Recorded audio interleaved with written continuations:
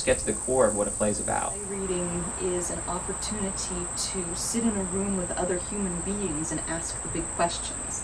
And the playwright is asking some questions, and the actors are asking some questions, and the director and the audience, and it's a conversation. My play is about a 15-year-old boy who has been grounded by his parents for something like 6 consecutive weeks, and he's not happy about that. And instead, about 2006-ish, decides that he wants to send his parents to Gitmo. I actually wrote heads twice. The first version had the American engineer and the British embassy worker, and an American army guy who was interviewing them after their release. And I wrote the whole thing, and my pal Steve Ginsberg, who was in playwriting workshop with at the time back in Los Angeles, I was living in Los Angeles, kept telling me, Ellen, I get so excited in the, about the scenes between the 2 hostages, but then you break out because it went back and forth in time. You go to the present day scenes with and I know they're okay.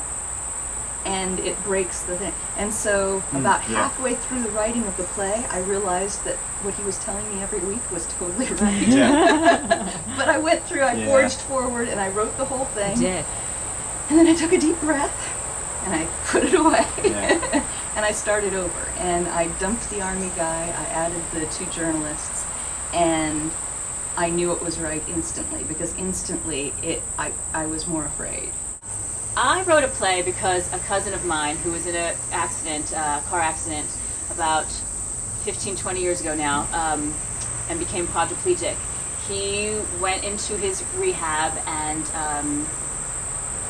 fell in love with his rehab nurse, and his nurse kind of had a thing for him. And she was married, and nothing ever happened, but they did have a letter relationship for many years, so they wrote to each other. And at some point he said, I don't know what to do with these.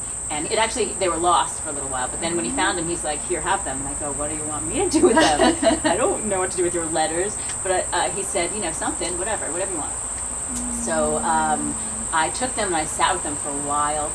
And then, of course, I was like, well, I have to write a play. I'm a playwright. So I wrote a play, and so I made the character a dancer, which my cousin loved to dance. I remember him on the dance floor at weddings. So the very last dance, to the last dance, Donna Summer comes on, he was still out there, and would not even eat. I think he just kept dancing. So I used that part of him and made him an actual modern dancer. Oh, wow. So I, for some reason, love the long letter quote from Martha Graham. And it's called A Blessed Unrest, the play, because of the quote. And it says, oh no, what is the quote now? It keeps us marching, because we're artists, it keeps us marching and more alive than the others, people who aren't artists. And I give this to my students every year and read it to them, and it's one of those things that I hope they get when they're older, because it's a pretty deep letter. Quote, But at that, I was like, I have to have Martha Graham in my play. So Martha Graham comes in and out of the play and tries to get Jacob, the main character, to dance again. And he keeps saying, I can't. I am unable to move. Leave me alone.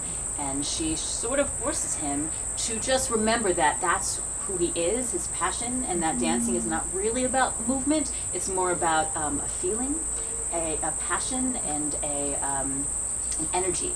So he uses that, and I won't tell you how, but he uses that to get back his life. And I love that theater can do that. Right. That you can have something that's like straight realism, or you can have something that has Martha Graham stepping into the world of your play. And it was so fun researching her. There's so much stuff online. There's videos of her speaking into the camera, and her elegance and grace and.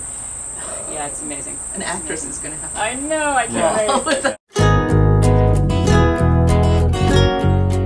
And all coming at things from a very, very unique perspective. All funny. Yes. And personal, and but also very true. And I'm really looking forward to being part of it myself. I would say we're your neighbors. Yes. We're playwrights. We are New Jersey playwrights. Yeah, I think it's the post 9/11 thing, and I think that in that era and sort of like becoming very interested in the role of government as a sort of protector, and where that can kind of cross certain boundaries when this concept of wiretapping and how far the government is allowed to go in doing certain things, and when that kind of federal sort of governmental oversight role becomes much more personal, and when it actually becomes sort of connected to things that are a lot deeper and a lot more insidious. Not something that you are watching on a screen in a cold fashion. It is something human and breathing and living, and that's why I do it. I love that.